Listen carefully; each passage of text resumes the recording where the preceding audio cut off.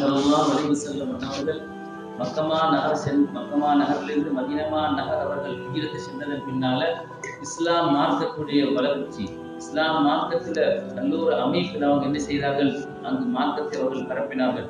நாயகம் ஸல்லல்லாஹு அலைஹி வஸல்லம் அன்னவருடைய நற்குணங்களும் அன்னவருடைய அமைதியான அழகான போதனைகளும் மக்களுடைய உள்ளங்களை கவர்ந்து இஸ்லாத்துக்கு மக்கள் அதாவது அதிகமாக வந்து கொண்டிருந்தார்கள். இவ்வாறு இருக்கின்ற பொழுது ஒரு நாள் தினம் ஸல்லல்லாஹு அலைஹி வஸல்லம் அன்னவர்களை சந்திப்பதற்காக வேண்டி பனு தமீம்கள் என்று சொல்லக்கூடிய ஒரு கூட்டத்தார்கள், சுமார் ஒரு 70 பேருக்குள்ள ஒரு கூட்டத்தார்கள் ஸல்லல்லாஹு அலைஹி வஸல்லம் அவர்களை மதீனா நகரத்து மஸ்ஜித் நபவிக்கு வந்து சந்திக்கிறார்கள்.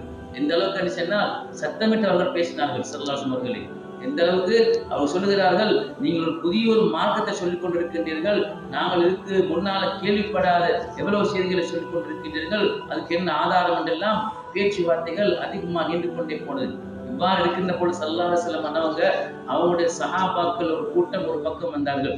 இந்த அளவுக்கு சஹாபாக்கள் அபூபக்கர் சித்திக் ரலியல்லாஹு தஆலா, உமர் கத்தாப் ரலியல்லாஹு தஆலா, இது போன்ற பெரிய சஹாபாக்கள் எல்லோரும் ஒரு பக்கம் இருந்தார்கள், அவர்கள் ஒரு பக்கம் இருந்தார்கள். நான் ஸல்லல்லாஹு அலைஹி வஸல்லம் அவங்க என்ன சொன்னார்கள், நீங்கள் என்ன எங்களிடத்தில் கேட்க வந்திருக்கிறீர்கள், உங்களுடைய விஷயங்களை சொல்லுங்க என்ற பொழுது அதில் பேச்சு திறமை வாழ்ந்த ஒருவர் இருக்கிறார்கள். அவர் சொல்கிறார்கள், அத்தார் இப்னு ஹாஜிப் என்று சொல்லக்கூடியவர் எழும்பி அவர் பேசுகிறார். எப்படின்னு சொன்னா அவரோட பேச்சு அவ்வளவு ஒரு மக்களை கவரக்கூடிய ஒரு பேச்சு. பனு தமீம்களுடைய கூட்டத்தில் ஒரு தலைவர் அவர் எழும்பி பேசுகிறார். நாயகம் ஸல்லல்லாஹு அலைஹி வஸல்லம் அவர்களை தாக்கித்தான் பேசுகிறார்கள். நாங்கள் இதுக்கு முன்னால் கேள்விப்படாத செய்திகளை நீங்க சொல்லிக் கொண்டிருக்கின்றீர்கள் எல்லாம் இப்படி பேசி முடிஞ்சதன் பின்னால நாயகம் ஸல்லல்லாஹு அலைஹி வஸல்லம் சொன்னார்கள், ஸல்லல்லாஹு அலைஹி வஸல்லம் ஒரு ஹத்தீப் இருந்தார்கள், ஃபத்வாக்கூடிய ஒரு சஹாபி. அவர்கள் யாரு, சாபித் இப்னு கைஸ் ரலியல்லாஹு தஆலா. அவங்களுடைய சத்தம் நல்ல அழகான சத்தம், அழகா பேசுவார்கள். சொன்னார்கள், நீங்கள் பேசுங்க. உடனே சஹாபாக்களுடைய பக்கத்திலிருந்து அவங்க பேசினார்கள். எந்த அளவுக்கு அவங்க சொன்னாங்கன்னு சொன்னால், ஜாஹிலியா காலத்திலே நாங்கள் வாழ்ந்து கொண்டிருந்தோம், நாங்கள் மௌட்டிகத்திலே வாழ்ந்து கொண்டிருந்தோம், எங்களுக்கு நேரான வழியை காட்டித்தந்து, எங்களுக்கு கியாமத்து நாள் என்று இருக்கிறது, சொர்க்கம் நரகம் என்று இருக்கிறது, எல்லா நற்குணத்தையும் காட்டித்தந்த எங்கள் நாயகம் ஸல்லல்லாஹு அலைஹி வஸல்லம் அவர்களுக்கு நாங்கள் எங்கள் உயிரை நாங்கள் கொடுப்போம் என்று சாபித் இப்னு கைஸ் ரலியல்லாஹு தஆலா அவங்க பேசியதை கேட்டதன் பின்னால அவங்களோட தரத்திலிருந்து, பனு தமீமுடைய தரத்திலிருந்து வயிற்று படையக்கூடிய, கசீதா படையக்கூடியவர் ஒரு ஷாயர் எழுப்பினார். அவர் என்ன செய்கிறாரு, அவர் பேசுகிறாரு. அது இப்னு பத்ர் என்று சொல்லக்கூடிய இவர் எழுப்பி அவர் கசீதா படிச்சார். அந்த அளவுக்கு திறமை வாழ்ந்த சில மக்கள்கள் ஸல்லல்லாஹு அலைஹி வஸல்லம் அவங்களோட பேசி ஸல்லல்லாஹு அலைஹி வஸல்லம் அவர்களை தாழ்த்தி போட வந்தார்கள். இவ்வாறு அவங்க படிச்சதன் பின்னால ஸல்லல்லாஹு அலைஹி வஸல்லம் சொன்னார்கள், ஹஸ்ஸான் இப்னு சாபித் ரலியல்லாஹு அவங்களை பார்த்து சொல்கிறார்கள், நீங்கள் கசீதா படிங்க. ஏன்னு சொன்னா ஹஸ்ஸான் இப்னு சாபித் ரலியல்லாஹு தஆலா அவங்க கசீதா படிச்சேன்னு சொன்னால் அவங்களுடைய கசீதா அப்படி, அதாவது அழகான கருத்துகள் நிறைந்த கசீதாக்கள், அவங்களுடைய பைத்துக்கள், அவங்களோட அந்த கவிதைகளை கேட்டவுடன் மக்கள் திசை திரும்புவார்கள். அந்த அளவுக்கு 60 வருஷமாக அவர்கள் இஸ்லாத்தை விட்டு இஸ்லாம் இல்லாமல் இருந்தார்கள். அதுக்கு பின்னால் தான் இஸ்லாத்துக்கு வந்தார்கள். இன்னும் 60 வருஷம் வாழ்ந்தார்கள். அந்த காலத்துக்குள்ளதான் அவர்கள் இந்த கசீதாவை, அதாவது கவிதைகளை படித்த பொழுது பனு தமீம்களுடைய தலைவர் பார்த்து சொன்னார்கள், எங்களுடைய தரப்பிலே வாதாடியதை விடவும் ஸல்லல்லாஹு அலைஹி வஸல்லம் சஹாபாக்களும் அவங்களுடைய பேச்சுகளும் கசீதாக்களும் மிக அழகா இருக்கின்றது, உங்களுடைய உண்மை வார்த்தையை நாங்கள் ஏற்றுக்கொள்வோம் என்று 70 பேர்கள் இஸ்லாத்தை ஏற்றுக்கொண்டார்கள். 70 பேர் இஸ்லாத்தை ரசூலுல்லாஹ் கையிலே ஏற்றுக்கொண்டார்கள். அப்ப ஸல்லல்லாஹு அலைஹி வஸல்லம் அவங்க அந்த 70 பேரை வைத்துக்கொண்டு மதீனத்திலேயே மார்க்கத்துடைய விஷயங்களை சொல்லிக் கொடுத்தாங்க. இப்படித்தான் நடக்கும், இதுதான் மார்க்கம் என்று சொல்லிவிட்டு அவங்க ஒரு 2-3 நாள் என்ன செய்கிறார்கள், அவங்க தம்முடைய ஊருக்கு போகிறார்கள். இந்த நேரத்துல தான் அபூபக்கர் சித்திக் ரலியல்லாஹு சொல்கிறார்கள், யா ரசூலல்லாஹ், இவர்கள் போகிறார்கள், இவர்களே கௌம்களே ஒரு தலைவரை நாங்கள் நியமித்து அனுப்புவோம்னு சொன்னாங்க.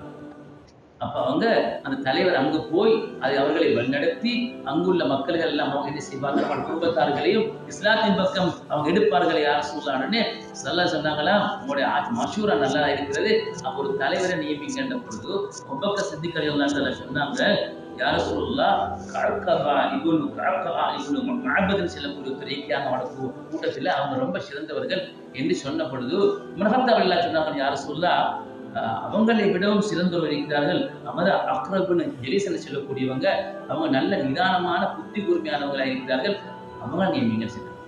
அபூபக்கர் சித்திக் ரலியல்லாஹு தஆலா ஒருவரை சொன்னார்கள், உமர் கத்தாப் ரலியல்லாஹு தஆலா இன்னொருவரை சொன்னார்கள். இப்பொழுது இந்த 2 பேருடைய பேச்சுவார்த்தைகளும் அங்கு சத்தம் ஏறி போகிறது. நாயகம் ஸல்லல்லாஹு அலைஹி வஸல்லம் மஜ்லிஸிலேயே 2 பிரதானமான சஹாபாக்கள் பேசுகிறார்கள். ஸல்லல்லாஹு அலைஹி வஸல்லம் அவர்களுக்கு முன்னால சத்தம் உயர்ந்து கொண்டு போகிறது. இதை யாருமே கவனிக்கல. நான் ஸல்லல்லாஹு அலைஹி வஸல்லம் அன்னவங்க அப்படியே மௌனமா இருந்து கொண்டிருக்கிறார்கள்.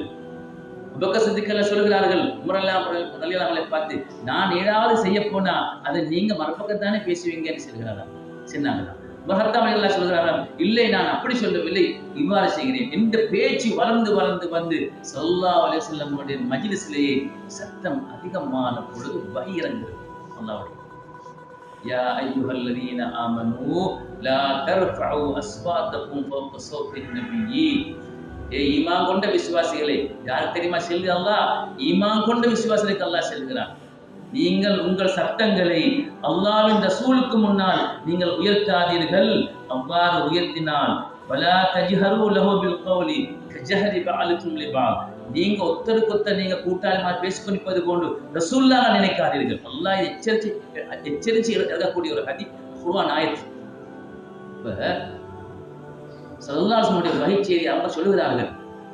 அல்லாஹ் இவ்வாறு சொல்கிறான், ஈமான் கொண்ட விசுவாசிகளே, லா தர்ஃபஉ அஸ்வாத்தகும் ஃபௌக ஸௌத்தின் நபி வலா தஜ்ஹரு லஹு பில் ஜஹரி கஜஹரி பஅலுக்கும் லிபஅலின். நீங்கள் பேசுவது போன்று ஒருவருக்கு ஒரு சத்தம் போட்டு பேசுவது போன்று நீங்கள் ரசூலுல்லாஹ் முன்ன பேசாதீர்கள். அப்படி பேசினால் என்ன தெரியுமா நடக்கும்? அல்லாஹ் சொல்லு, அன்தஹபத அமாலுக்கும், உங்களுடைய அமல் எல்லாம் பாத்திலா போய்விடும். நீங்க செஞ்ச தொழுகையா இருக்கலாம், 5 நேர தொழுகையா இருக்கலாம், தஹஜ்ஜத்தா இருக்கலாம், நோன்பா இருக்கலாம், நீங்கள் எவ்வளவு பக்குவமாக இவ்வளவு இஹ்லாஸாக அல்லாஹ் இடத்திலே பதியப்பட்ட எல்லா அமல்களுமே அழிஞ்சு போய்த்திடும். அல்லாஹ் சொல்லு, எப்படி அன்தும் லா தஷ்குரூன், உங்களுக்கு தெரியாமலே நடந்துடும். நீங்க நினைச்சு கொண்டிருப்பீங்க வேற பட்டோட எல்லாம் நினைச்சிக்க வேண்டும், இல்லை, அது அப்படியே அழிஞ்சு போய்த்திடும். அல்லாஹ் பாதுகாக்க வேண்டும். இப்ப இது வேற யாருக்கு? 2 பிரதானமான 2 சஹாபாக்கள். அவங்க அப்படி நடக்கூடியவங்க அல்ல. அல்லாஹ் அவங்களே சபபாக வைத்து அல்லாஹ் எங்களுக்கு தரக்கூடிய உபதேசம். அப்ப உடனே சஹாபாக்கள் வாய்மொழி விட்டார்கள், பயந்து விட்டார்கள். அல்லாஹ்வுடைய எச்சரிக்கையான வசனம் வந்து விட்டால் அப்ப பாருங்கோ, நாங்க எப்படி பயப்படுறோம். அல்லாஹ் சுப்ஹானஹு வ தஆலா ரசூலுல்லாஹ் மஜ்லிஸ்ல அவனுடைய ஹதீஸ் எழுதுகின்ற பொழுதுதான், அவனுடைய மஜ்லிஸ்ல தான் சத்தங்களை பேசாதீர்கள், பிள்ளைகளுக்கு நீங்கள் ஏசாதீர்கள், அதாவது பிள்ளைகள் உருக்கி பார்க்க வேண்டாம், செருப்பு அலத்தி கொண்டு போக வேண்டாம், ஒழுக்கக்கேடாக நீங்கள் நடந்து கொள்ள வேண்டாம்.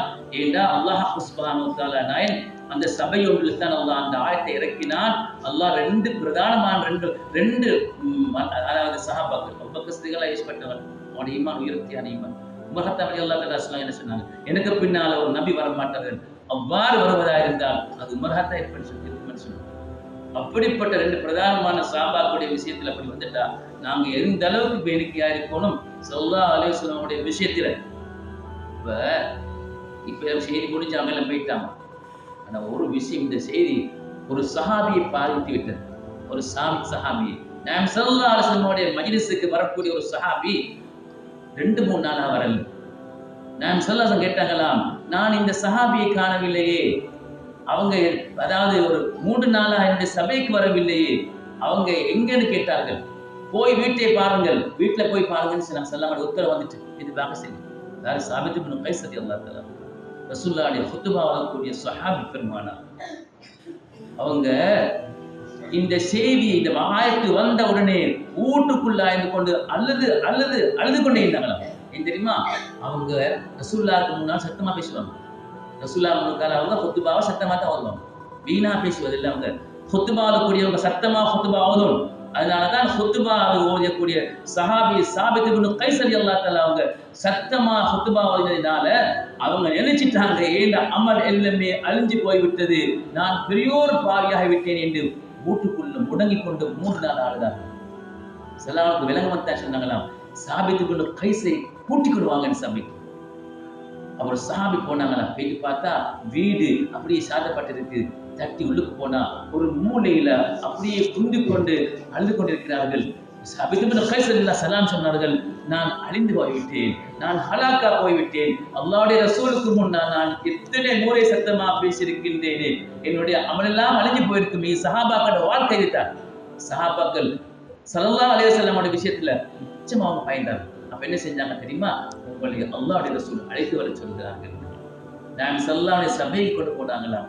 அழுது கொண்டு அப்படியே நடுங்கிக் கொண்டு அவங்க பயந்தவர்களா போன பொழுது கேட்டாங்களாம், சாபித்து கொண்டு கைசே, ஏன் நீங்கள் அழுகிறீர்கள்? அல்லாஹ்வுடைய ரசூலே, நான் ஹலாக்காய் போய்விட்டேனே, அல்லாஹ்வுடைய வஹியே வந்து விட்டதே யா ரசூலுல்லாஹ், தாங்களுக்கு முன்னால் சத்தமா பேசி உங்களுடைய அமல் எல்லாம் அல்லாஹ் அழிச்சு போட்டு விட்டான் என்று நான் எத்தனை முறை யா ரசூலுல்லாஹ் தாங்களுக்கு முன்னால் சத்தமா பேசியிருக்கிறேன். அழுதார்கள். இல்லை சாபித்தே, நீங்க அது மார்க்கத்திலேயே அந்த அதாவது ஹுத்பாவை நீங்க செய்வதற்காக சத்தமா பேசுறீங்க. அல்லாஹ் அதை குத்தப்பிடிக்க மாட்டான். வீணான பேச்சுகள், அல்லாஹ்வுடைய ரசூல் இருக்கின்ற பொழுது தர்க்கங்கள் புரிவது, வீணாக சண்டை பிடிப்பது, அவர்களுக்கு அகௌரவமான முறை நடப்பது, இதைத்தான் அல்லாஹ் சொல்கிறானே என்று சொல்லிட்டு ஒரு துவா கேட்டாங்களா? யாருக்கு? சாபித் இப்னு கஸ் இல்ல ரசூலுல்லாஹ் துவா கேட்டாங்களா? தஈஷுக ஹமீதா, நீ புகழோட வாழ்வாய், நீ புகழோட வாழ்வாய். வத்தகத்துலுக ஷஹீதா, நீங்க ஒரு ஷஹீதா தான் மௌத்தாகிறீர்கள், உங்களுக்கு ஷஹீதுடைய பதவி அல்லாஹ் தருவான். யமாமா யுத்லா வஃபாத்தாகிறார்கள், ஷஹீதாக்கப்படுகிறார்கள். வததுல் ஜன்னத ஸஈதா, நீ ஒரு சீரவியா சொர்க்கம் போவாய்ன்னு சொன்னாங்க. ஒரு சீரவி என்ற பட்டம் பெற்று நீ சொர்க்கம் போவாய் சஹாபியே, நீங்கள் அள வேண்டாம். ஸல்லல்லாஹு அலைஹி வஸல்லம் மஜ்லிஸிலேயே அவளுக்கு இந்த புகாராரம் சூட்டப்பட்டது. அந்த மாதிரி சஹாபாக்கள் பயந்ததுனால, உண்மையை ஸல்லல்லாஹு அலைஹி வஸல்லம் வைத்த கௌரவத்தினால. எனவேதான் நாம் ஸல்லல்லாஹு அலைஹி வஸல்லம் மஜ்லிஸில் உட்கார்ந்து கொண்டிருக்கின்றோமே, நாங்கள் அவர்களை மதித்து கண்ணியம் செய்யக்கூடிய நல்லடியாருடைய கூட்டத்தில் அல்லாஹ் தஆலா எங்களையும் அல்லாஹ் சேர்த்தல் புரிவானாகும். யா அல்லாஹ், எங்கள் பாவங்களை மன்னிப்பாய். இந்த ஹஜ்ஜுக்கு நிறைவேற்றுவாயா யா அல்லாஹ். அல்ஹம்துலில்லாஹி ரப்பில் ஆலமீன்.